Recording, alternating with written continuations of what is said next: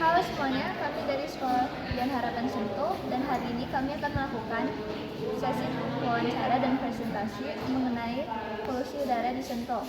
Anggota dari kelompok kami adalah saya, Felicia, Naomi, Lionel, Chelsea, dan Dylan dari 10B.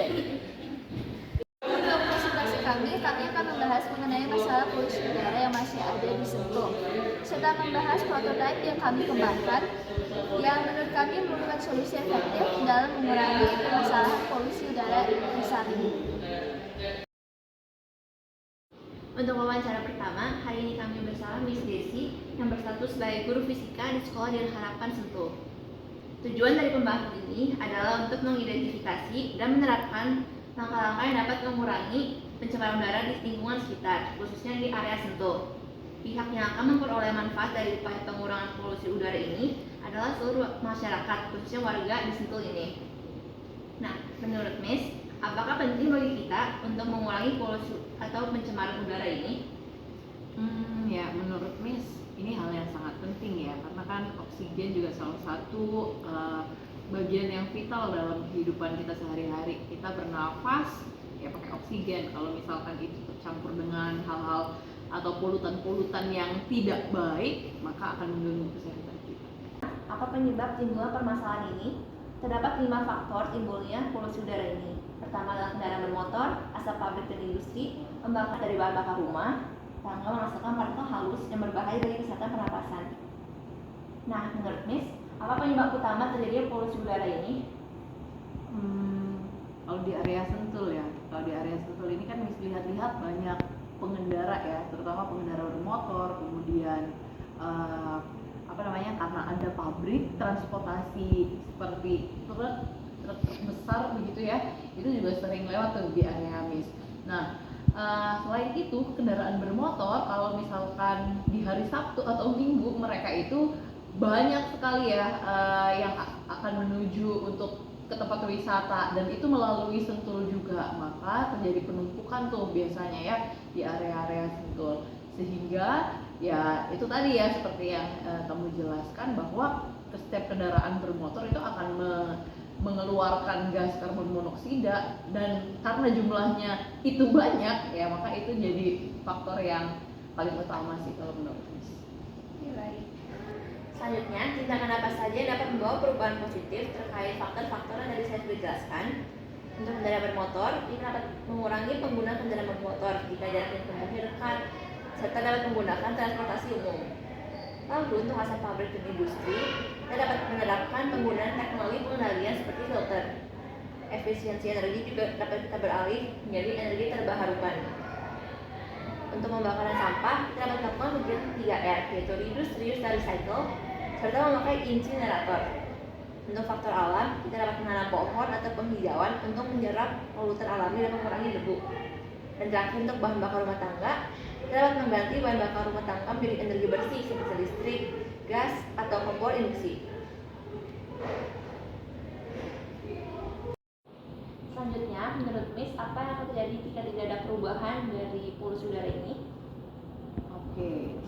Kalau tidak ada perubahan ya tentunya kualitas udara yang ada di Sentul ini semakin memburuk ya.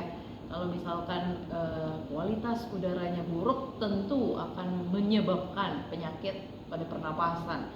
Nah, itu kan akan menimbulkan korban ya. Nah, korban itu kan pasti akan mengeluarkan biaya tuh. Nah, yang harusnya untuk hal-hal lain malah untuk berobat. Jadi itu juga akan menurunkan perekonomian si korban itu sendiri sih. Selain itu ya yang seperti Anda bilang tadi, bahwa pastinya akan terjadi hujan asam ya, karena ya ada interaksi antara si polusi-polusi tadi dengan alam sekitar begitu. Kemudian sebenarnya karena itu juga salah satu gas efek rumah kaca, ya pastinya akan meningkatkan atau mempercepat sih proses pemanasan global, karena itu akan memicu terjadinya ya penipisan lapisan ozon dan seterusnya, yang bahkan nanti akan terjadi perubahan iklim ya, sehingga suhu global itu akan naik ya. Kemudian ya kualitas hidup masyarakatnya juga jadi menurun akibatnya. Baik. Pertanyaan selanjutnya, menurut Miss, Apa solusi yang paling efektif untuk menanggulangi polusi udara ini?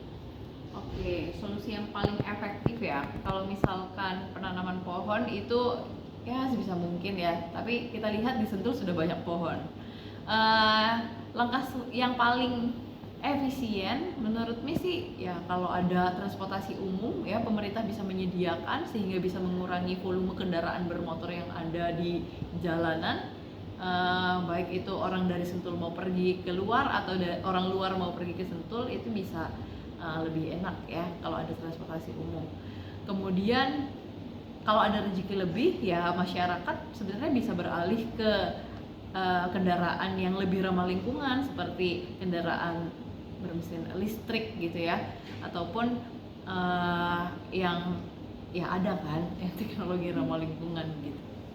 Baik, Miss. Dan pertanyaan terakhir, apakah ada contoh nyata akibat polusi udara ini yang pernah dirasakan oleh Miss? Oke, kalau contoh nyata ya, ya sering sih sebenarnya kalau di jalan pakai masker, tapi tetap saja ya rasa sesak gitu ya di hidung ataupun pada akhirnya jadi batuk-batuk, itu sering Miss rasakan sih akibat polusi yang ada.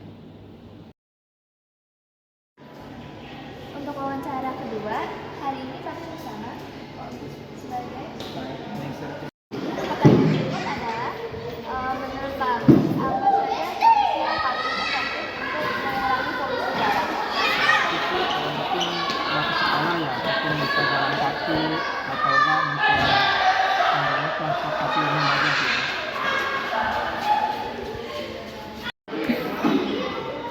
Pertanyaan selanjutnya adalah apakah ada contoh nyata akibat polusi udara yang pernah dirasakan oleh Pak Agus? Kalau itu sih paling sesak napas ya, karena kan banyaknya udara yang masuk ke Pertanyaan selanjutnya adalah menurut Bapak apa yang akan terjadi jika tidak ada perubahan? mungkin udara semakin buruk, adanya musim hujan asam sama mungkin penyakit yang timbul ya, mungkin banyak timbul seperti napas, kulit juga bisa penyakit kulit tadi. Hubungan antar faktor atau sebab dan akibat. Sebabnya adalah gaya hidup masyarakat yang cepat dan praktis membuat penggunaan motor meningkat karena lebih cepat dan praktis. Akibatnya adalah mabuk motor mengeluarkan gas berbahaya seperti karbon monoksida atau CO, karbon dioksida CO2, nitrogen, NOx, dan partikel debu. Gas ini menurunkan kualitas udara dan beresiko bagi kesehatan pernafasan manusia. Hubungan antar faktor. Sebab adalah proses produksi di pabrik membutuhkan pembakaran bahan bakar fosil seperti batu bara, gas, dan minyak. Akibatnya adalah menghasilkan sulfur dioksida, debu, dan zat kimia beracun yang mencemari udara dan dapat menyebabkan hujan asam, merusak lingkungan, dan membahayakan kesehatan. Sekarang pembakaran sampah. Sebab dan akibatnya adalah pola konsumsi yang tinggi dan kurangnya fasilitas pengolahan sampah mendorong masyarakat untuk membakar sampah karena dianggap cara yang paling praktis dan mudah. Dan akibatnya adalah asap pekat yang dihasilkan mengandung karbon dioksida, partikel halus, dan dioksin atau zat beracun yang merusak paru-paru dan kualitas hidup manusia. Next adalah faktor alam. Sebabnya adalah aktivitas alam berupa letusan gunung berapi mengeluarkan abu vulkanik, gas belerang, dan juga debu. Akibatnya adalah menyebabkan langit gelap, udara kotor, dan sulit bernafas lagi bagi masyarakat ya di sekitarnya. Dan yang paling terakhir adalah bahan bakar rumah tangga. Sebabnya adalah banyak keluarga masih menggunakan kayu, minyak tanah, atau batu bara karena alasannya biayanya murah dan lebih affordable. Akibat asap dari bahan bakar rumah tangga menghasilkan partikel halus yang berbahaya bagi kesehatan pernafasan. Menurut Bapak, apa penyebab utama terjadinya polusi udara? Aku sih kebanyakan sekarang kan gaya hidup tadi kan ya, yaitu banyaknya kendaraan bermotor sih, kalau itu banyak sekarang. tindakan-tindakan positif yang dapat mengurangi polusi udara di Sentul. Yang pertama adalah kendaraan bermotor, kedua asap pabrik dan industri, ketiga pembakaran sampah, keempat faktor alam, dan kelima adalah bahan bakar rumah tangga. Yang pertama, kami bisa mengurangi penggunaan kendaraan bermotor kalau jarak tempuh dekat, dan juga menggunakan transportasi umum.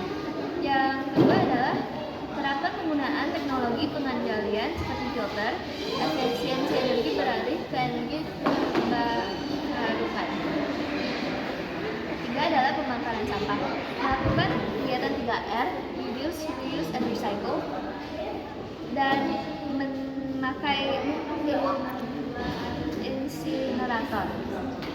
Keempat adalah faktor alam, menanam pohon atau penghijauan atau untuk menyerap polutan alami dan mengurangi debu. Kelima adalah bahan bakar rumah tangga. Mengganti bahan bakar rumah tangga menjadi energi bersih seperti listrik, gas, atau kompor industri. Walaupun kami sudah mengasih tahu tindakan-tindakan positif, masih saja ada efek samping dari polusi udara. Yang pertama adalah kendaraan bermotor, asap pabrik dan industri, pembakaran sampah, faktor alam, dan bahan bakar rumah tangga. Kendaraan bermotor positifnya adalah mengurangi polusi udara, negatifnya adalah bisa memakan lebih banyak waktu tempuh, dan nomor 2 asap pabrik dan industri. Positifnya adalah kualitas udara jadi lebih baik. Negatifnya adalah biaya pemasangan teknologi bisa tergolong mahal. Ketiga adalah pembakaran sampah. Positifnya adalah volume sampah berkurang. Negatifnya adalah membutuhkan pengolahan yang cukup lama dan rutin. Keempat adalah faktor alam atau penghijauan. Positifnya adalah meningkatkan kualitas udara, dan negatifnya adalah membutuhkan waktu lama untuk hasilnya. Kelima adalah bahan bakar rumah tangga. Positifnya adalah mengurangi polusi dalam rumah, dan negatifnya adalah membutuhkan biaya awal yang tinggi. Kedua narasumber sudah memberikan solusi yang efektif. Namun dari kelompok kami sendiri, kami juga mengembangkan prototipe untuk menangani polusi udara ini, yaitu insinerator. Insinerator merupakan alat pembakar limbah pada suhu tinggi untuk mengurangi volume dan bahaya sampah, serta dapat dimanfaatkan sebagai sumber energi dan menghasilkan abu yang bisa digunakan kembali. Alat ini dibuat menggunakan hebel yang ditata dan dicor semen, lalu dirancang sedemikian rupa dengan memanjang ke atas agar aliran udara terkontrol sehingga proses pembakaran menjadi lebih efisien dan panas terkonsentrasi. Sampah dimasukkan melalui lubang samping dan dibakar, lalu udara akan masuk dari bawah melalui saluran khusus dengan panas yang tinggi, sehingga sampah organik maupun anorganik dapat habis terbakar jadi abu, sementara asap yang keluar sangat sedikit karena api yang tinggi. Nah, mengapa insinerator merupakan solusi paling efektif menurut kelompok kami? Karena pertama, konsekuensi langsung mengurangi volume sampah 80% sampai 90%, menurunkan pelepasan asap beracun dibandingkan pembakaran terbuka, dan lingkungan sekitar jadi lebih bersih dan udara lebih sehat. Kedua, kepraktisan. Bisa dibuat skala kecil untuk digunakan di sekolah, desa, atau komunitas. Tidak memerlukan lahan luas seperti TPA, tempat pembuangan akhir, dan proses cepat dan tidak ribet dibandingkan metode pengolahan lain. Lalu ada efektivitas. Mengatasi sampah sekaligus polusi udara dari pembakaran terbuka, proses penghancuran sampah lebih menyeluruh, termasuk sampah medis berbahaya tertentu. Bisa bekerja sepanjang waktu tanpa tergantung kondisi cuaca. Lalu ada peluang keberhasilan. Pertama, mudah dikembangkan dengan teknologi sederhana, lalu tingkat keberhasilan tinggi untuk mengurangi sampah di lingkungan padat penduduk, dan bisa jadi solusi jangka menengah sambil menumbuhkan budaya 3R. Lalu ada efisiensi energi. Panas dari proses pembakaran bisa dimanfaatkan kembali, misalnya untuk pemanas air atau bahkan pembangkit listrik skala kecil. Dan terakhir, meningkatkan kesadaran dan edukasi. Prototipe insinerator bisa jadi sarana edukasi masyarakat tentang pentingnya teknologi ramah lingkungan, memberi contoh nyata bahwa sampah bisa ditangani dengan cara yang lebih modern dan sehat. Dari hasil presentasi dan wawancara kami menggunakan 4 sumber, yaitu Climate, Kids, NASA, Government, Dokter.com, Production Indonesia, dan video dari TikTok. Terima kasih telah mendengarkan presentasi dan wawancara. Sekian dari kami.